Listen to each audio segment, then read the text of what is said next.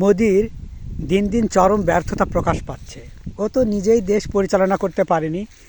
Even কি এখন যে উগ্রবাদী বা উগ্রপন্থী এই হিন্দু যারা রয়েছে সবাই তো আর উগ্র হয় না, সবাই কিন্তু খারাপ হয় না। তবে ভারতীয় অধিকাংশ হিন্দুই খারাপ, এর অসংখ্য প্রমাণ রয়েছে, দলিল রয়েছে। কারণ হলো এই যে পতাকায় আগুন দেওয়া পোড়াচ্ছে বাংলাদেশে, কই কেউ তো আটকাতে আসেনি, কেউ তো নিষেধ করতেছে না। ইভেন কি মোদির বাহিনী পর্যন্ত তাদেরকে আটকাতে ব্যর্থ হয়েছে। তার মানে চরম ব্যর্থতা। মোদির এই ব্যর্থতা কোথায় লুকাবে? এই লজ্জা কী দিয়ে ঢাকবে? আপনারা জানেন ইতিমধ্যেই হাদি হত্যাকে কেন্দ্র করে যত কিছু ঘটে গিয়েছে, এবং দীপু হত্যাকে কেন্দ্র করে হাদিকে হত্যা করছে ভারতেরা, এর সাথে ষড়যন্ত্র লিপ্ত আছে, এটা আমরা সবাই জানি। সেই নিয়ে কিন্তু ভারতীয় মিডিয়া নীরব নিশ্চুপ। আর অথচ দীপু ইসলাম ধর্ম অবমাননা করছে, সেটা নিয়ে কিন্তু একবারে তুলকালাম করছে ভারতীয় হিন্দুরা।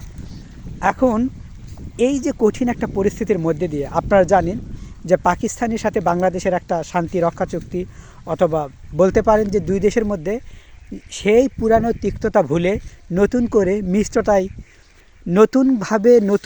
নতুন মিষ্টতায় হাজির হয়েছে পাকিস্তান বাংলাদেশের দ্বার প্রান্তে।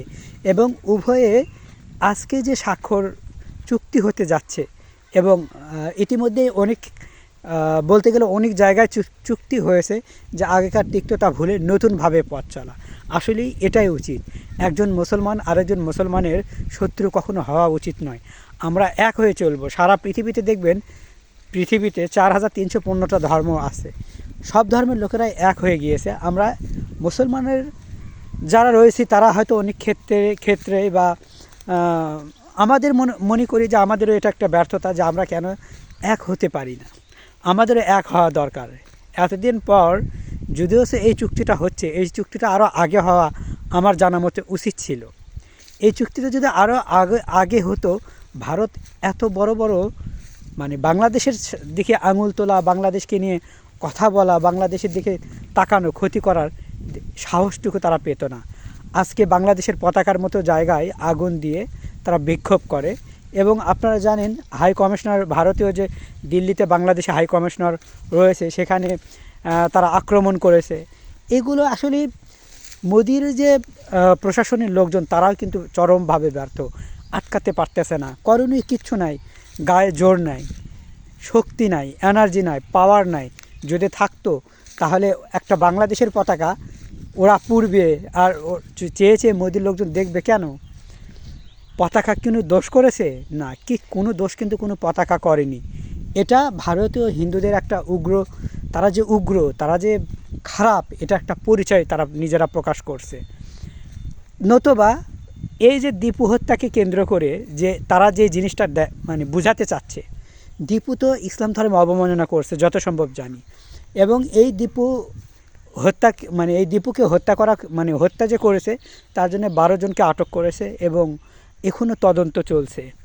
তাহলে যেই জিনিসে তদন্ত চলে, যেই জিনিসে এবং সমস্ত বাংলাদেশিরাও কিন্তু কথা বলছে যে দীপু হত্যার বিষয়টা আমরা আরও ভালোভাবে তদন্ত করে দেখা হোক। তাহলে একটা জিনিস তদন্ত চলছে এবং তাদেরকে আটক করা হয়েছে যারা এই কাজে জড়িত, সেক্ষেত্রে তো তার বাংলাদেশের পতাকা আগুন দেওয়ার কোনো মানে দেখি না। অথচ ভারতীয় হিন্দুরা বাংলাদেশি পতাকা আগুন দিচ্ছে। আমার কথা, একটা দীপুকে নিয়ে আপনারা এত পড়ে আছেন, যখন ভারতে ট্রেনের ভিতরে 2 জন মুসলমানকে জয় শ্রীরাম বলাকে কেন্দ্র করে হত্যা করলো, মেরে ফেলে দিল, খুন করলে। খালি কত মুসলমানদের যে ভারতে মারা হয়, নির্যাতন করা হয়, কই এই নিয়ে তো কেউ একটা প্রতিবাদ করে না ভারতীয় হিন্দুরা। কেউ তো মিডিয়ার সামনে আসে না, কেউ তো মুখ খোলে না, কেউ তো বাধা দেয় না। আসামে 50,000-এর উপর বাড়িঘর গুড়িয়ে দিল, কই কোনো হিন্দুকে দেখেছেন যে তারা একত্রিত হয়ে এসে সেগুলো যারা বাড়িঘর ভাঙছে তাদের বাধা দিচ্ছে? দেখছেন আপনারা?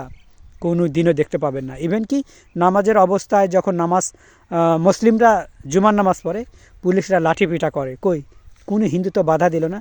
যখন মুসলিমরা মাইকে আজান দেয়, সেই মাইকে আজান পর্যন্ত ভারতে অনেক জায়গায় বন্ধ করে দিয়েছে, কই কোনো হিন্দু তো এসে বাধা দিল না, বলল না যে ওরা ওদের ধর্ম পালন করবে, তোমরা ওদের আজান বন্ধ করার তোমরা তো হিন্দু, কেউ বলেছে? কোনো দিনও বলেনি। তার মানে কি দাঁড়ালো? এই উগ্রবাদী হিন্দুরা এদের শুধু নিজেরা মানে নিজের স্বার্থে শুধু বলবো না, এদের মতো জঘন্য আর ইতর পৃথিবীতে কেউ নাই।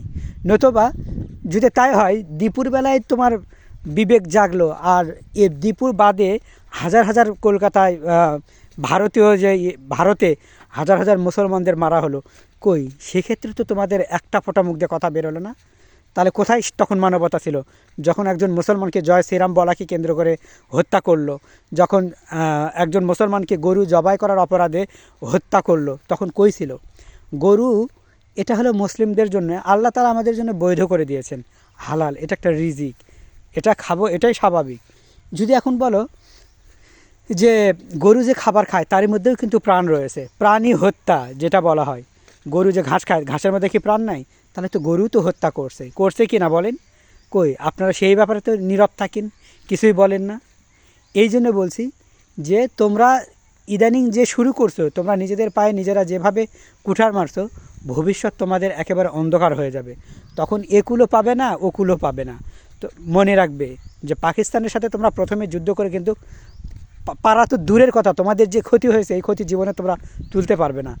এখন পাকিস্তান বাংলাদেশ আবার এক হয়ে যাচ্ছে, তাহলে তোমাদের কপালে কত বড় একটা মানে দুঃখ আছে, এটা কি তোমরা কখনো ভেবে দেখেছো? এই জন্য যে কোনো করার আগে, চিন্তা করার আগে প্রত্যেককে একটাই কথাই বলবো, একটু ভেবে চিনতে ধাপটা ফালায়ও।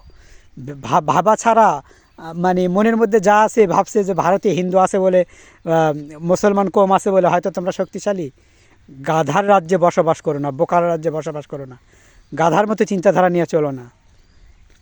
এই দিন দিন নয়, আরও দিন আছে, এই দিন নিয়ে যাব সেই দিনের কাছে। এই কথাটা তোমরা সবাই মনে রাখবে। আজকে তোমরা যে পরিমাণ অন্যায় করছো, এই অন্যায়ের বিচার আজ বা কাল এটা হবেই হবে। আর সেদিন তোমাদের এই যে মানে 2 নাম্বারই লাফাঙ্গা, তোমরা যে লাফাচ্ছ, সেই দিন তোমরা কই যাবে? যেদিন তোমাদেরও কাঠগড়ায় দাঁড়াতে হবে। খুব বেশি দূরে নয়, তোমাদের দুঃখ এমনভাবে তোমাদেরকে আষ্টে পৃষ্ঠে জড়িয়ে ধরবে না যে তোমরা কান্না করতে করতে চোখের পানি শেষ হবে, তবু তোমাদের কান্নার কষ্টগুলো শেষ হবে না। এই জন্য যে কোনো জিনিস করার আগে অন্তত ভেবে চিন্তে করো। যে বাংলাদেশ থেকে তোমরা এত কিছু করো, তোমরা এই যে পেঁয়াজ আমরা না কিনলে তোমরা কৃষকরা আত্মহত্যা করে, পেঁয়াজ পচে দুর্গন্ধ একবারে অতিষ্ঠ হয়ে গেছে ভারতবাসী, আর সেই বাংলাদেশে আমরা পেঁয়াজ কিনে তোমাদের চোখের কান্না বন্ধ করছি। আর আজকে পেঁয়াজ কেনার বেলায় ভারতের ওই কৃষকদের পাশে দাঁড়ানোর মতো তোদের কোনো মুরাদ নাই, ক্ষমতা নাই, যোগ্যতা নাই ন্যূনতম, আর বাংলাদেশের পতাকা পুড়তে আসোস। মানে কতটা নিমকহারাম হলে মানুষ এরকম কাজকর্ম করে। আর ভারতীয় কৃষকদের বলি, তোদেরকে এরা কিন্তু কখনোই ভালোবাসে না। হিন্দু দেখে তোদের ভালোবাসে? যদি ভালোই বাসতো, রাম নামে একজন রাজমিস্ত্রি, তাকে পিটিয়ে মারলো কেন? বাংলাদেশি বলে সন্দেহ করে তাকে একজন ভারতীয় রাজমিস্ত্রিকে পিটিয়ে মারছে, এবং সে হিন্দু ছিল। তাহলে দেখো, তোমাদের হিন্দুদের কাছে তোমরা হিন্দুরা নিরাপদ নয়। এই জন্য এদের সাথে তোমরাও গাও ভাসিয়ে দিও না। একবার ভাবো যে তোমাদের পেঁয়াজ এই ভারতে হিন্দুরাই কিনে না, বাংলাদেশি না কিনলে তোমাদের চোখের পানি শুকায় না। তো তাহলে সেইভাবেই বুঝে শুনে চলো। মনে রাখবে, কেউ কারো নয়, বিপদে পড়লে তখন বোঝা যায় যে বন্ধু কে।